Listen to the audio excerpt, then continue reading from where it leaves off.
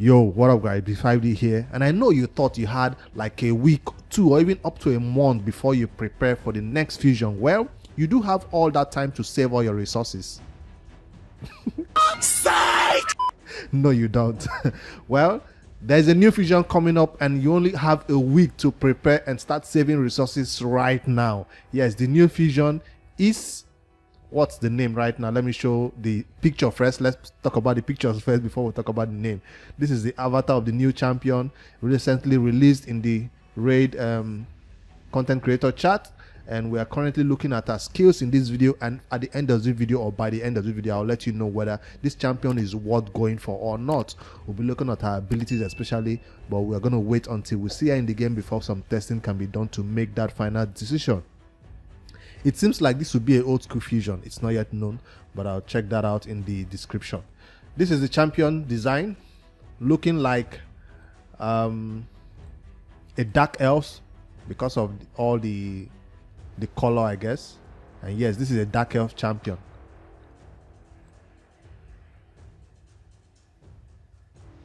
Nice design. Nothing weird here, just a bald head, right? Nothing weird besides just that bald head. Yes, almost looks like a demon spawn faction champion though, but no fire or anything like that. So let's take a look at Maranix. Maranix is the name of this champion. Dark Elves Force Affinity champion, legendary champion that you can obtain for free.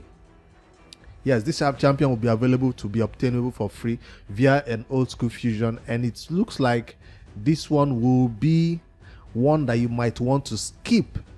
The first thing I noticed when looking at this champion skills is the Hex. That's the first thing I saw there. Hex. I saw again Hex. I'm like, we already have a lot of champions in Raid Shadow Legends who rely on Hex, who add X, or not a lot, just a few of them, and they are nowhere to be found in content. Whether PvP, PvE, nobody uses them except you're kind of trying to be special, I guess. So my initial thought going into this champion is like another Hex champion that we're just going to ignore, right? Because we have a lot of them we are currently ignoring in our vault right now. At least I do. So right off the bat, I don't feel like this is a champion that I will use even if I get the champion, because Hex is still a debuff that we are not that used to in raid. So before we do decide though, let me quickly read out her skills and see whether her X will be better than all the ones we've seen, or it will be worth using at least for some content like the Hydra, because that's where we use it at least.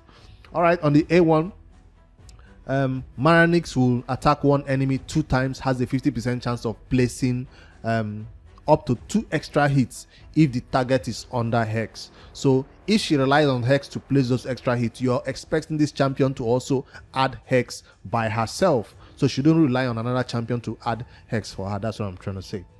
The chance to place each extra hit is calculated individually per hit. So each hit is 50%, each hit is 50%, and it can be booked up. Well, only the damage can be booked up. It can increase the chances of placing that extra hit. So 50% chance of placing up to 4 hits on this A1. That's what it looks like right now. All right, and then something else that you should know this champion does on the A2. Yes, on the A2, attacks all enemies, right?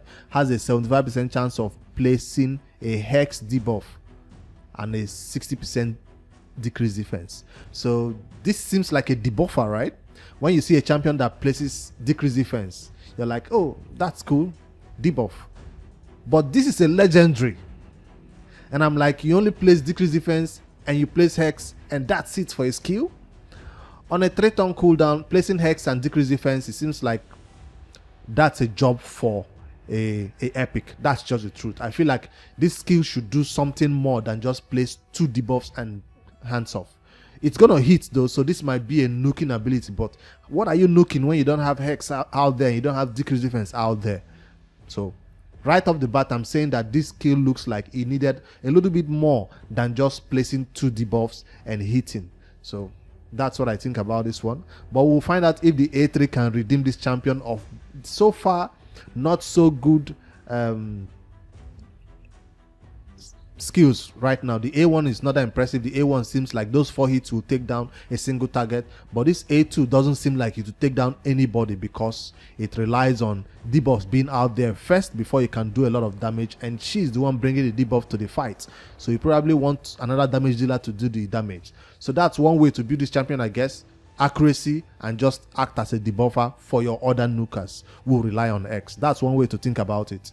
So another way to think about it is on this A3, which attacks all enemies also. So that's a 2 AoE, and I feel like this one will be the damage dealing ability right there on a 4-turn cooldown when booked, and will ignore unkillable buffs and shield buffs if the target is under X. So if you want to build this champion as a damage dealer to only do this A3 right here, you need somebody else to place that hex, and that's where I have an issue. Like, you need decreased defense out there, you need hex out there, then you need another champion to come and nuke.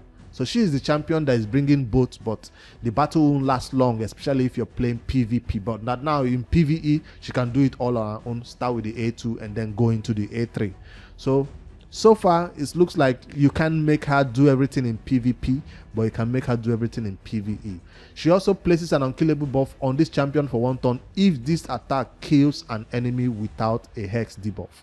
So if you build her as a simple damage dealer and you don't give her hex debuff on the enemies, she can place unkillable on herself. I feel like that part of the skill is not that important because it's a 1-turn unkillable. What are you going to do with a 1-turn unkillable when you're already nuking them down? The fight is about to be over. Why do I have an unkillable on myself? It makes no sense. That part of the skill makes no sense. Places an unkillable buff for 2 turns instead if this attack kills an enemy under X. So that's the second part now. If you kill somebody under X, you have 2-turn unkillable. Well, that one makes a little bit of sense because that means she will survive longer. But again, I feel like if you're nuking down everybody with an AoE skill and they are going to die, you do not need an unkillable on yourself for 1 turn or 2 turns. That's how I see it. I feel like it's totally unnecessary part of that skill that relies on hex or no hex. So that's the A3. Let's see what else this champion brings to the battle. On the passive, resets the cooldown of that A3 skill whenever this champion kills an enemy under X. Okay. Now this passive makes it a little bit interesting because it means like this A3 will be available again. If you kill somebody who is under X, this A3 will be available for you to use again. Increase this champion attack by 5% for each enemy under Hex debuff. Okay, another condition again. See, they really are trying to make us use X champions. They really want us to use X champion. That's why this passive is also relying on Hex right there before it can add some extra attack and even reset your cooldown right there.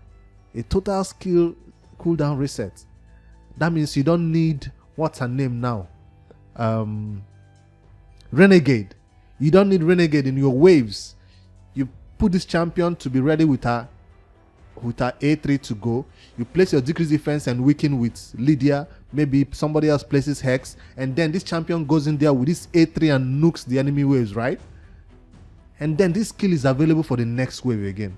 But who is going to reset the skills for Lydia and all the rest? Nah, you still need a skill reset champion. But on PvP, I feel like you wouldn't need this reset part of this skill.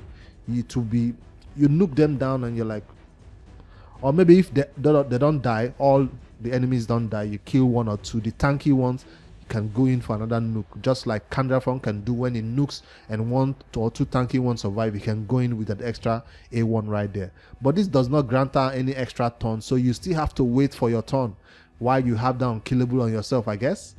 So it seems like she's gonna survive long enough to use this A3 again, especially if he kills at least 1 person with Hex or 1 person without Hex. So I see what they're trying to do. A3, she kills 1 person, she goes unkillable, survives long enough to use the A3 again because she did kill somebody with Hex or without Hex. So far I feel like this is gonna be a good nuker because of these conditions where if she kills somebody, she goes unkillable, and then, but it's still relying on Hex thing is still kind of new to me and strange, and I'm still not going to wake up one day and build a team of Hex champions. I don't feel like that's something I'm going to do, except one day I'm bored or I have excess energy, excess resources, excess silver. Then I might do it. I do have a lot of champions. The only Hex champions I have built so far on my team is Mitrala, and she is very useful because of that petrification that she brings to the battle. So that's her own X and how it works. But this champion Hex works with unkillable and damage. Unkillable and damage and increased damage. So this is a damage dealer. That's the way you see it. This champion is based on attack right there. A force affinity champion that is based on attack. So she will be doing a lot of damage. You can build this champion as a debuffer who brings decreased defense and Hex, or as a damage dealer who just goes in there and nukes. If she doesn't kill everybody, no problem, she has another chance to nuke again when she goes unkillable. So where can I use this champion? I feel like this champion is good for PvP right off the bat. I can see this A3 skill being broken for PvP. If you rank up that crit damage, rank up that crit rate, and then rank up that attack a little bit high, and then somebody else has to do that Hex, or if you go in there without a Hex, no problem, you can use this champion. You can use this champion as a nuker without the Hex, but you'll be losing out on this passive part that says increases the champion's attack by 5% for each enemy under X. So you might say, I already have enough attack built on this champion. I already have enough crit rate and crit damage built on this champion. Like a nuker would do 5k attack and 250k decrease, 250k crit damage. You do not need this extra 5%, 5%, 5% on 4 more enemies, up to 20 more percent attack that can be added, right? You don't need it, right? So you can use this champion without Hex. That's what I'm saying. So if you need a nuker for your team, I guess this champion will do it. And remember, this places an unkillable buff on this champion for 1 turn. If this champion kills an enemy without Hex, you will still get an unkillable, but it will be for 1 turn if you go into the battle without Hex. So I know at the beginning I was like angry that Hex, but so far I'm seeing that this champion can also be used without Hex as a nuker. The only question is, what will be the multipliers, right? Will she do more damage than the already damage dealers we already have in our arena teams in 3v3 arena 1, 2 or 3 teams that were already built out? Will she be replacing them? We'll wait to see when those damage multipliers are out before we make that decision. So now my verdict finally, will this be a champion that is worth going for? Dark Elves faction has a lot of champions that the faction is kind of easy. So for faction wars, definitely that's one play to use her. Doom Tower, I don't see it happening right there. I don't see her as a champion. A lot of damage dealers don't make their way into Doom Tower, except she's going to be a little bit tanky, but attack damage dealers like this are usually not tanky enough to survive that. I use Candraform for that purpose, so she will not be used in my Doom Tower team. Hydra, yes, because she'll be useful with Hydra because of the decreased defense and Hex that she brings right there. And you know how Hex debuff has a little bit of advantage when you bring it to the Hydra battle. That's why Mitrala is good in the Hydra. So maybe she can be one of the champions that does damage. And this AoE, she will not benefit from unkillable right here, but she will have this increased attack of 5% on when Hex is on the 4 heads, right? So that's one place I think could use her. PvP, definitely. Dungeon waves, if you can find a way to use her with other Hex champions, yes, and bring a champion that can recite the skills, should be awesome for PvE, for dungeon content. That's all I can think about right now. We'll wait to see her and test her in battle and have some actual live testing when this champion is finally released. So when will this fusion start? It will start on the October 4th of October. That's when it will start. So save all your resources. We only have about a week, less than a week even, to make all those savings possible. So stop farming the spider, stop farming the fire knight with your gems, start saving for this fusion of Maranix, and a legendary champion that will be available for free for those who can complete this fusion. Like I said, it has not stated anywhere that this is a fragment fusion. This feels like an old school fusion, and it will be a little bit more difficult than the fragment fusion that we normally have, because it will require you to use epics or rares even. We don't know yet until we see that whole calendar released. Let me know what you think about this one. That's the first look of this champion that is coming into the game next, Maranix. I think I'm gonna go for her. That's my final verdict, like I do for everything. But will I use her instantly? I feel like I have enough damage dealers right now. Until we can find a way to use her with her X, I will not be using this champion for now. When I do, go for her. All right, let me know what you think about this one. Hit that like button, subscribe to the YouTube channel, and I'll see you guys in the next one.